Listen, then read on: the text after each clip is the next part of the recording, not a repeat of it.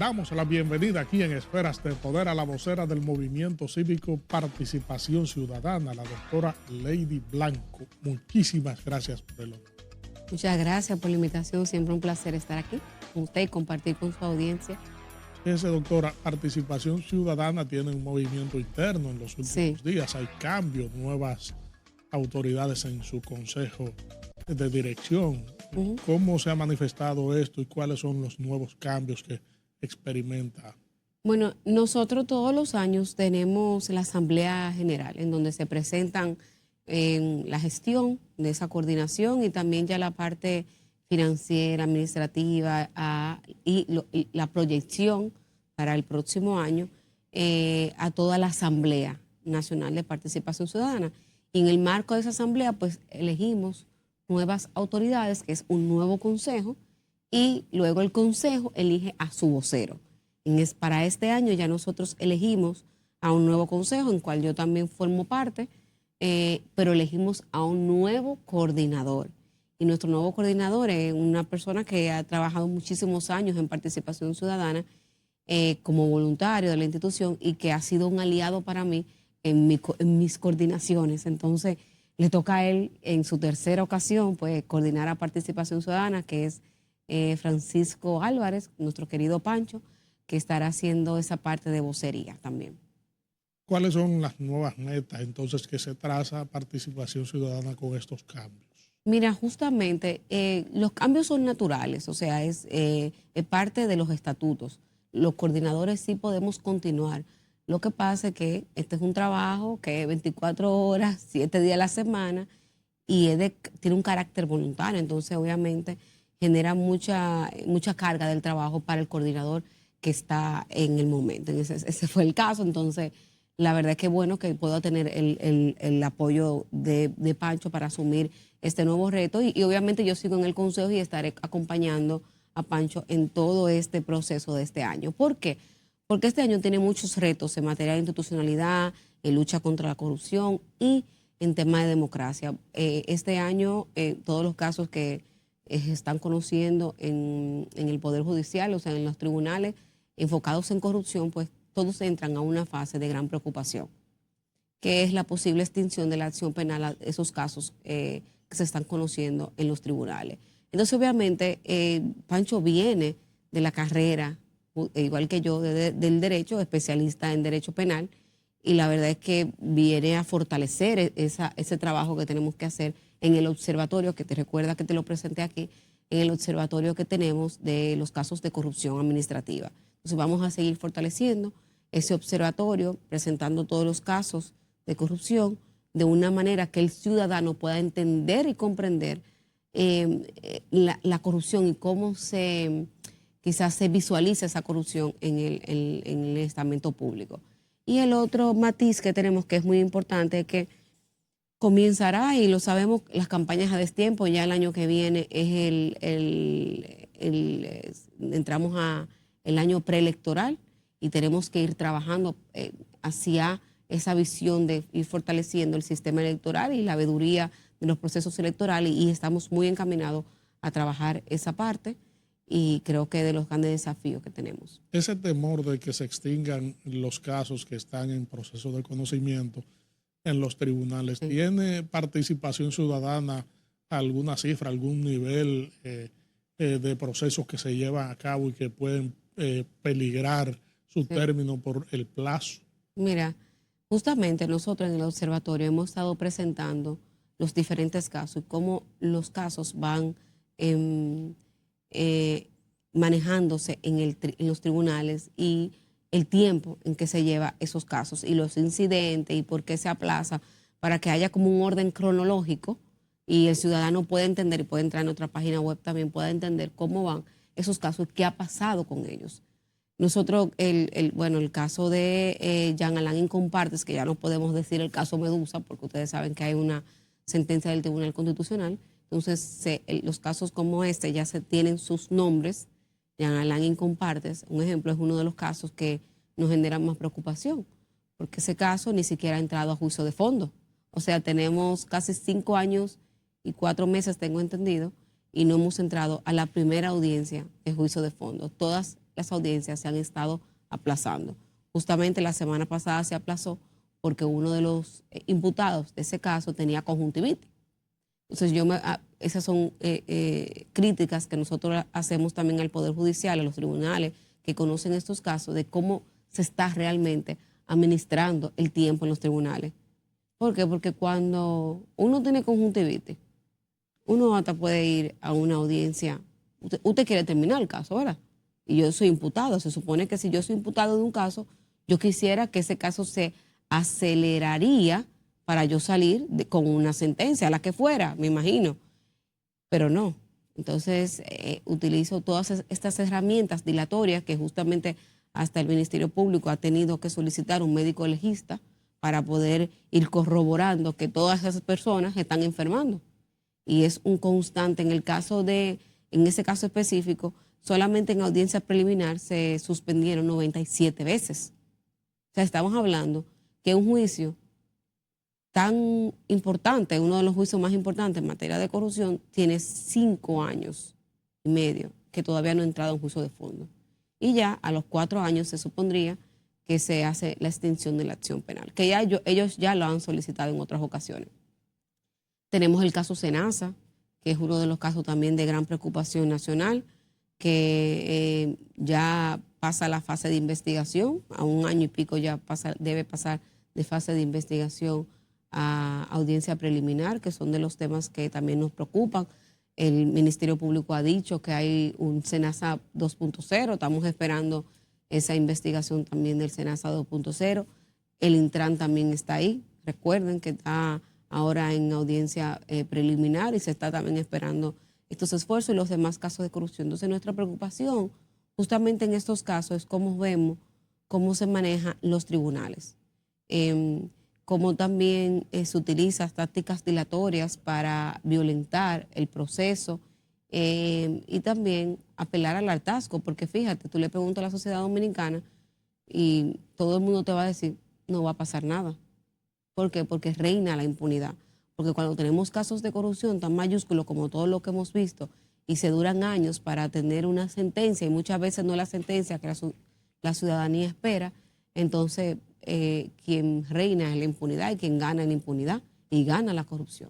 Este factor se agrega, doctora, al hecho de que durante un encuentro regional en el Gran Santo Domingo, el presidente de la Suprema Corte de Justicia dice que el sistema de administración de justicia está colapsado. En un Estado social y democrático de derecho, ¿cómo puede interpretarse esa admisión frente a los procesos que tienen plazos expeditos establecidos en el Código Procesal Penal?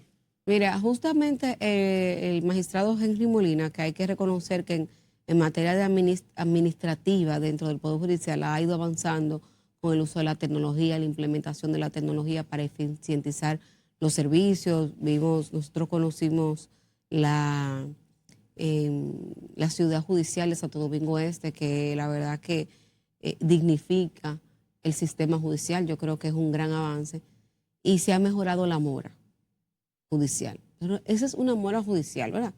Pero en materia de corrupción es todo lo contrario.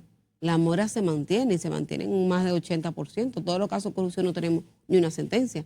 Entonces, yo no voy a entrar en juicio de valor de si el sistema está colapsado, porque hacer esa aceleración es reconocer que todo el sistema está mal. Y no puedo decirlo así. Hay cosas que en el sistema judicial ha avanzado, que hay que reconocer.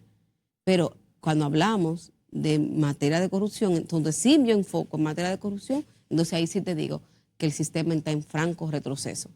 En franco retroceso porque que me digan una sentencia, una sola, que sea ejemplarizadora en materia de corrupción, que permita hacer un mecanismo de prevención para los que entren en la función pública no vayan a hacer más de lo mismo. No lo hay. Entonces, como no hay esas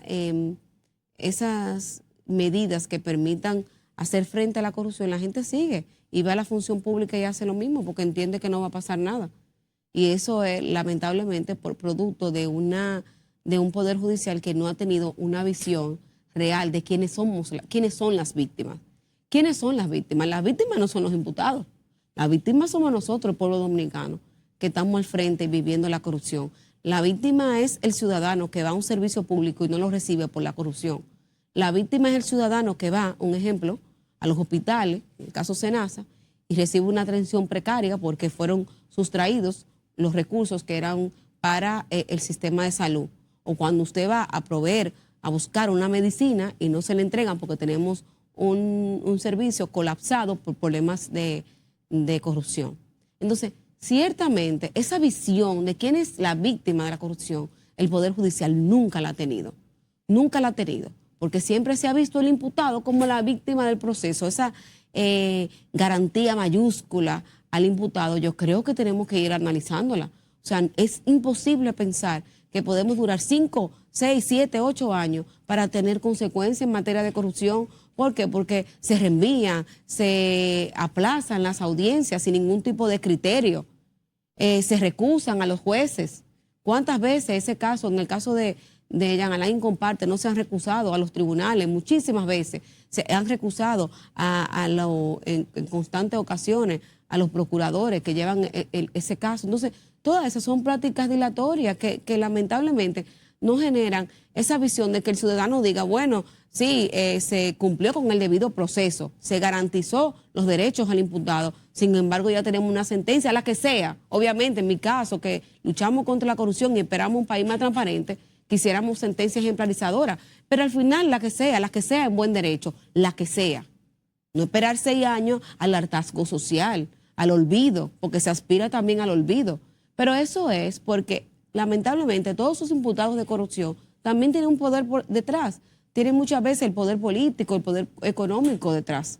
Y no tenemos consecuencias, porque si fuera el hijo de Machepa, hace rato tuviera con una sentencia o tuviera preso con una prisión preventiva abusiva que ni siquiera se haya conocido su caso. Estos procesos formarían parte entonces del planteamiento que se hace de que se lleguen a un acuerdo con los casos para que no se litigue con ellos en los tribunales antes que puedan llegar a juicio de fondo. En derecho comparado, nosotros hemos visto que en la gran mayoría de los países, muchos de los casos de corrupción, excepto China, ellos tienen la pena de muerte, pero en muchos de los países se llegan a acuerdos, porque eso hace que se pueda conocer de manera legítima la estructura interna de la corrupción. Acuérdense que la corrupción no es cualquier cosa.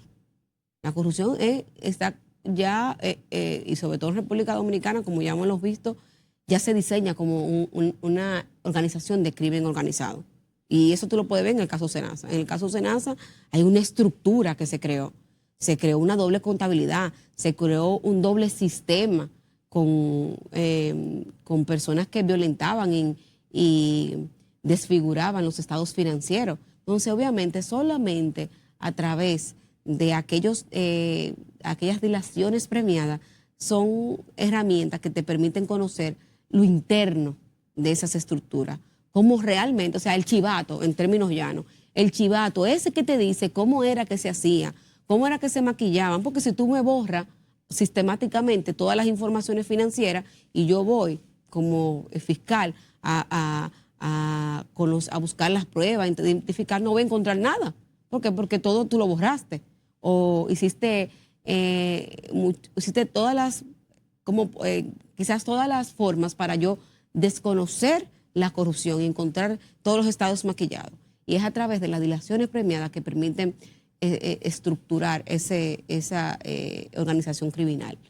Ciertamente es muy difícil para nosotros, y yo creo que para la ciudadanía dominicana en su conjunto, ver que una persona pueda robar tanto, lucrarse tanto de manera abusiva, sobre todo cuando tocamos derechos fundamentales como derecho a salud, derecho a educación, y pueda lograrse acuerdos. Yo creo que sí, que es muy... Puedo entenderlo. Como abogada entiendo los acuerdos, pero también como ciudadana el hacer esa confianza.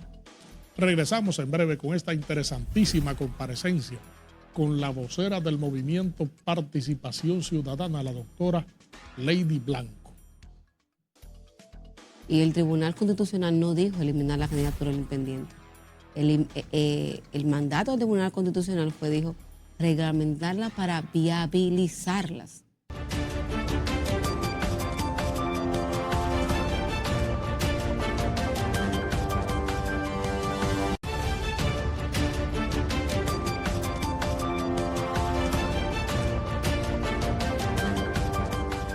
Estamos conversando aquí en Esferas de Poder con la vocera del Movimiento Cívico No Partidista Participación Ciudadana, la doctora Lady Blanco. Doctora, mire, las candidaturas independientes siguen en el fragor del debate legislativo y político en el país. Hay un proyecto de ley que cursa en el Congreso Nacional y que ha decidido eliminar esa figura que el Tribunal Constitucional ordenó de cómo debe materializarse en el ordenamiento jurídico del país. Y por tanto se está en proceso de modificación de la ley de partidos políticos, la del régimen electoral de partidos.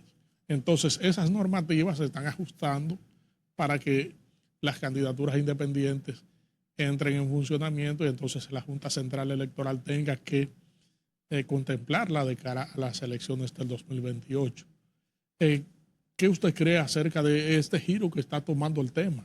Mira, lo primero es que es un franco desacato al Tribunal Constitucional, que es el orden supremo de la Constitución, del orden constitucional. Y el Tribunal Constitucional no dijo eliminar la candidatura independiente. El mandato del Tribunal Constitucional dijo, reglamentarla para viabilizarlas. Cuando dice reglamentarlas para viabilizarlas, ya está reconociendo la visión de que existe una candidatura independiente ligada al derecho de elegir y ser elegidos, que es una visión integral y una visión de derecho, o sea, innata del ciudadano. Entonces, obviamente, yo creo que lamentablemente el Congreso ha hecho todo lo contrario. Lo que ha hecho es presentar una propuesta en donde elimina la posibilidad de las candidaturas independientes. Y eso nos da varias lecturas.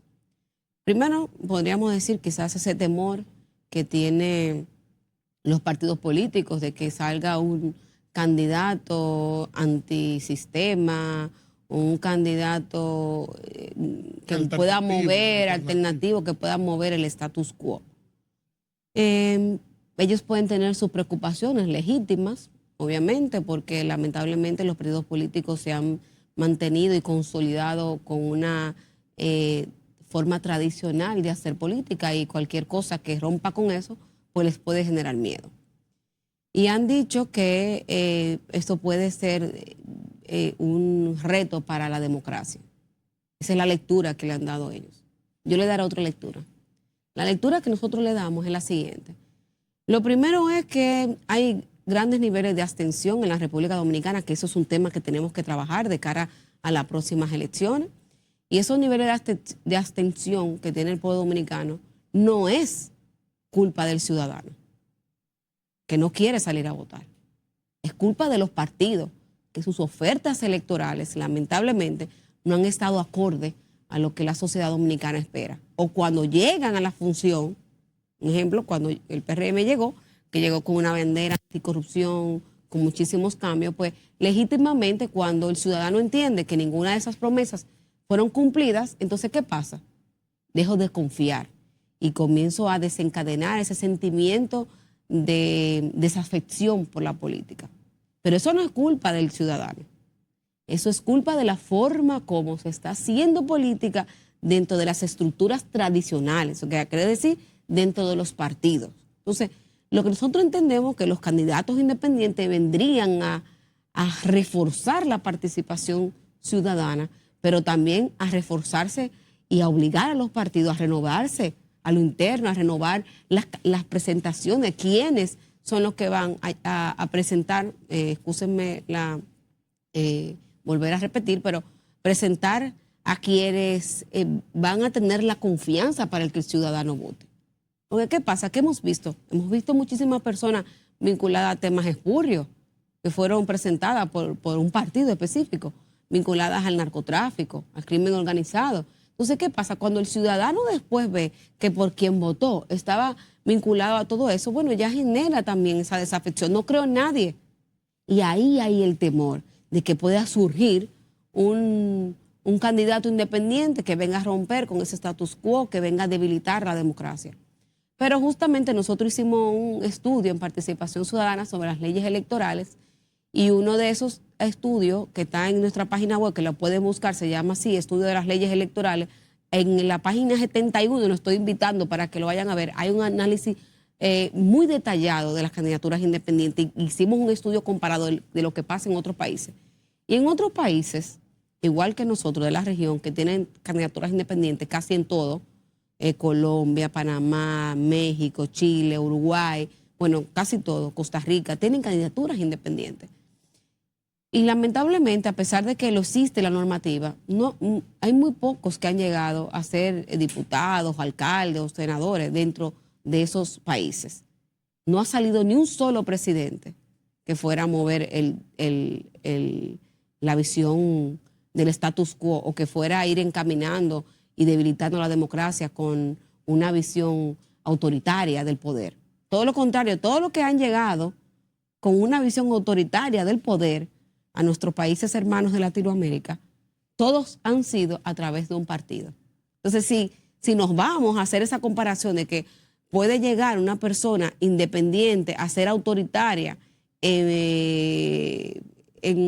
con las candidaturas independientes y vemos lo que pasa en la región, lamentablemente, esa premisa, esa hipótesis se cae, porque todo lo que han llegado con esa visión autoritaria han sido a través de un partido. Entonces, eso es un franco desacato al Tribunal Constitucional y me preocupa porque va más allá de las candidaturas independientes. Eso quiere decir que cuando el Tribunal Constitucional reconozca un derecho y lo garantice y mande al Congreso, órgano supremo, para legislar, entonces tú vas a seguir violentando esa visión del Constitucional. En este escenario, doctora, se ha discutido la decisión del Tribunal Constitucional. Se le ha indicado que ha legislado al establecer la forma en cómo debe materializarse la candidatura independiente y cómo debe versar un artículo de la ley electoral para que sea propicia la candidatura. Es que el Tribunal Constitucional no hizo eso, no legisló. El tribunal reconoció la figura de las candidaturas independientes y manda al Congreso a legislar. O sea, lo que hizo el Constitucional es reconocer que en el marco de ese derecho innato, inherente a cada uno de nosotros, que es el derecho de elegir y ser elegidos, o sea, ese derecho de ser elegido, los reconozco y establezco que existen las candidaturas independientes. ¿Me entienden? Entonces, no legisló. Lo que dijo es, en base a lo que tenemos, a nuestro órgano constitucional, a nuestra visión de derecho y esas garantías constitucionales, entonces a ustedes, como órgano supremo legislativo, pues le toca legislar, reconociendo y viabilizando esa realidad que son las candidaturas independientes. Ahora bien, lo que sí faltaría es un análisis más profundo de qué conlleva aceptar una candidatura independiente en nuestro marco jurídico, sabiendo que nosotros tenemos un voto manual. Ya de por sí, obviamente con el voto preferencial es un desafío también, porque obviamente hay una sábana electoral que el ciudadano tiene a la hora de votar, pero también para el órgano electoral que le toca organizar las elecciones, cuando hablamos de candidaturas independientes, porque no se estableció como se está violentando completamente esa visión de que no existe candidaturas independientes, no se estableció de que si existe un nivel para las candidaturas independientes, porque si se dejara abierta ese derecho de las candidaturas independientes, podríamos decir que cualquier persona podría presentarse para regidor, para diputado, para senador y para presidente. Imagínense un proceso electoral así, con una sábana electoral. Por eso el Constitucional lo que hizo fue reconocer que existe. Vamos a establecer cuáles serían los criterios para el ejercicio de esa candidatura independiente. Finalmente, doctora, el presidente Luis Abinader ha estado en foros internacionales debatiendo el tema de la corrupción. Sí. Estuvo en Francia y ha sido enfático en la posición que él ha mantenido acerca del tema. ¿Qué le parece de eso? Mira, el presidente siempre ha sido un abanderado de la lucha anticorrupción. Llegó con esa visión y creo que se ha mantenido con esa visión. Eso no quiere decir que esa visión ha sido desparramada en todo el tren gubernamental, porque seguimos viendo casos de corrupción.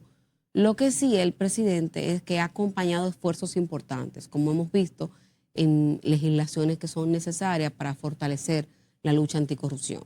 Ahí está la ley de extinción de dominio, que falta hacerla operativa, pero está la ley de extinción de dominio.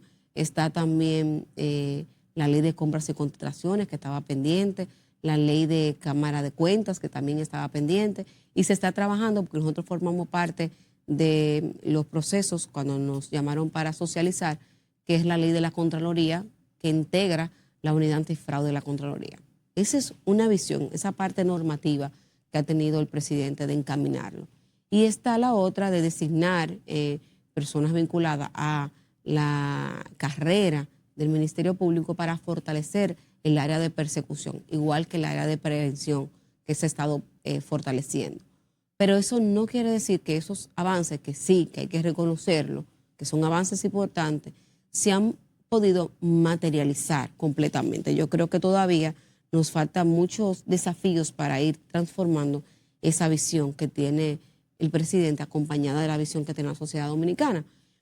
Esa visita que ha hecho el presidente en el marco de la OCDE, que justamente que ha estado allá en la lucha anticorrupción, yo creo que es un espaldarazo para seguir fortaleciendo esos desafíos que tenemos a lo interno en la República Dominicana. Y justamente en diciembre, República Dominicana va a ser sede de la Conferencia Mundial Anticorrupción. O sea, la conferencia más grande anticorrupción que tiene el foro global más grande, se hará aquí en República Dominicana, en Punta Cana, en donde tendremos fiscales, luchadores anticorrupción, todas las personas involucradas, vendrán presidentes también a República Dominicana a debatir temas de anticorrupción, pero desde miradas diferentes, desde mirada de género, desde mirada de medio ambiente, desde mirada de derechos humanos, desde mirada obviamente de la práctica del Estado. Y eso se está haciendo en conjunto con el presidente de la República Dominicana. Lamentamos que el tiempo haya terminado, doctora, en una conversación tan